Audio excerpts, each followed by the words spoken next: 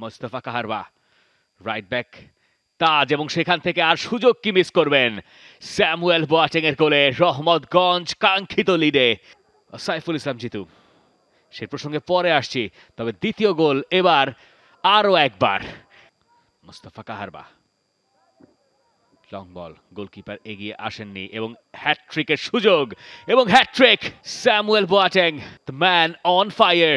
মোস্তফা কাহারবাকে আটকানো যায়নি, তবে এই ক্ষেত্রে যদি স্যামুয়েল বোয়াটেংকে আটকানো যায় সেটাও পারা যায়নি। চতুর্থ গোল গুরুত্বপূর্ণ সময়ে। এবার একটা সুযোগ আসবে, রয়্যালের একটা ক্রস ব্লক করা হয়েছে। রহমতগঞ্জ এখন চড়াও হচ্ছে ঢাকা ওয়ান্ডারার্সের উপরে। এবার আর পঞ্চম গোল ঠেকাইকে ব্যাক ফ্লিকে 5 নম্বর গোল।